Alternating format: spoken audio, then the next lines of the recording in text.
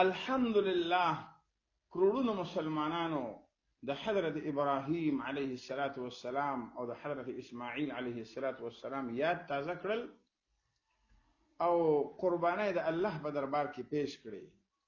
خو د دین موږ ته ډېر لوی سبق میلاویږي. هغه سبق دا دی چې مسلمانه حضرت ابراهیم علیه السلام یاد تازه کړل، لیکن دا قربانی چې تا وکړم دا ګوره په اصل کې د انسان قربانی وا.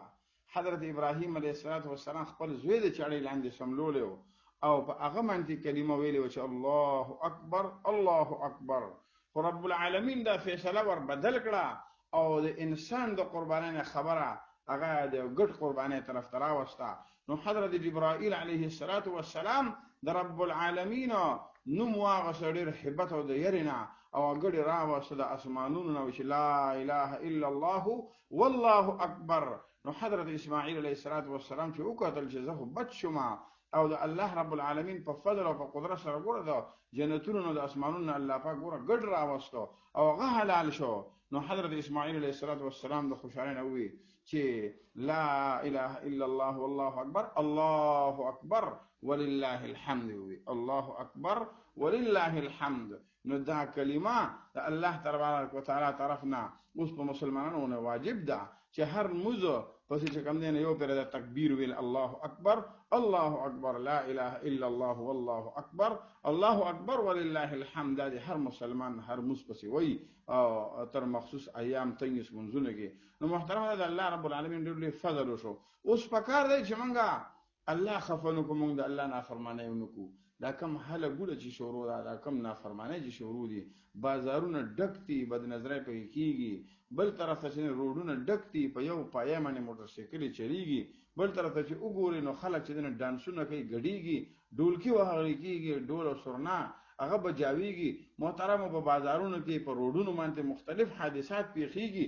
نو جوانان ماشومان اکسیډنټونه وکي، ډېر خوشحالونه چې یاره مونږ ګډیږو، مونږ ډانسونه کوو، مونږ په یو پایه موټرسایکل چلو او چې اکسیډنټ وکي نو هغه شکل او صورت هم روان شي، لاسونه خپې هم مات شي او دغه رنګې په اسپتالونو ته چې کوم لړ شي او بیا کورونو ته دغې لاسونه ورسي. هغه مور او پلار د خوشحالۍ په ځای باندې یا په ژړا باندې سر شي او ټول خاندان په ژړا باندې پرېږدي او دې ته نه لاړ شي. محترمو ولې د الله نافرماني کیږي؟ آخر وجه څه ده؟ ډېرې پیرا یو انسان کفن راغلی او باقاعده په دکان کې پروتي، لیکن دا انسان نی خبر دی خپل خرماستو کې او خپل د الله په نافرمانو کې ورډوبي. خو لیکن د الله طرف نه چې فیصله راشي نو بیا د سترګې کولو شي. کله چې انسان په دنیا کې د سترګې بند دي دې ته څه نه ښکاري، حقیقت هغه نظر ده نه لګي، لیکن چې کله د سترګې پټې شي او د دنیا نه لړ شي نو د سترګې کولو شي.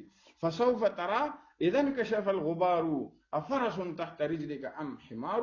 شاعر وی عن قریب به تو ویني چې ته په خر باندې سورې که په اس باندې سورې، خو چې کله ستا د مخې نه دا ګرد غبار لرې شي، ستا د مخې نه دا تیاري لرې شي او تیاري به هله لرې کېږي چې کله سړي باندې د مرګ هغه خبر راشي او کله سړی د دنیا نه لاړ شي د سترګې به کولو شي. بیا به دې ډېر سوچونه وکړي او ډېر به افسوسونه وکړي، ولیکن ولا ينفعه الندم. افسوس به دله څه فایده ورنه کړي. افسوس د ده د مسلې حل نه دی. د ده د مسلې حل په دنیا کې چې کوم دی نه دا سوچ دی، تدبر دی، الله سره صلح او الله سره یو تعلق قایمول دي او د نعمت په وخت کې د الله شکر ادا کول دي. او د الله طرف نه که څه مصیبت راشي نو بیا ناشکري نه دی کول، بلکې بیا الله ته استغفار او توبه پکار ده. محترمو الله سره چې موږ صلح ونکړو اخر زه په کوم باندې یو بزرګ داسې په بازار کې ولاړو ډېرې جړل، چا ورته کاکا ولې جاړې څه وجه ده؟ بزرګ وته یاره د دو فریقین روغه کومه، خو یو فریق روغې ته تیار دی او بل فریق روغه نه کوي. غور دی کم فریق تیار دی او کم فریق روغه نه کوي؟ الله روغې ته تیار دی لیکن انسانان روغه نه کوي، بالکل الله سره روغې ته نه دي تیار. او زه ورته جاړم لیکن دا انسانان الله سره روغې ته نه دي تیار. څه وخت تېر شو دا بزرګ بیا قبرستان کې ناست و، هلته یې جړل. چا ورته کاکا اوس پرې جاړئ، مخکې د بازار کې جړل، اوس په قبرستان کې جاړئ. وی او اوس بیا چې کوم دی دو فریقونو له روغه کومه، لیکن اوس یو فریق روغې ته تیار دی بل فریق روغې ته نه دی تیار. ورته څوک روغې ته تیار دی څوک روغې ته نه دی تیار. وی اوس چې کوم دی نو په بازار په قبرستان کې چې ناست یم نو اوس ټول مړي الله سره روغې ته تیار دي چغې ووي لیکن رب العالمین اوس روغې ته نه دی تیار.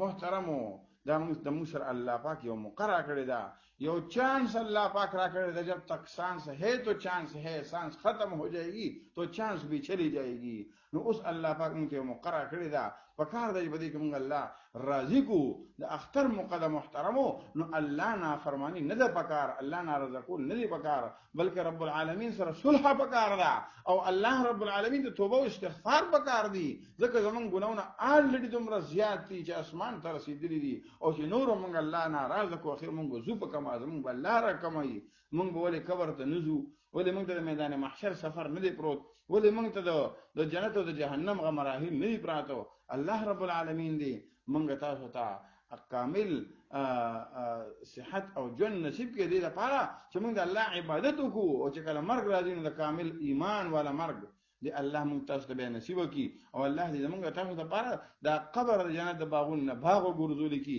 د میدان محشر رضی الله زموږ لپاره د خوشاله ګرځول کی او په جنت الفردوس کې اعلی مقامات ته الله به زموږ نصیب وکړي.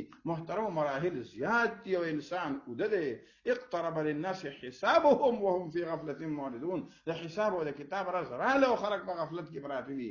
الله رب العالمین دې مونږ تاسو خپل ځان ته متوجه کړو د آخرت د تیارې د الله پاک مونږ تاسو ته توفیق نصیب کړي.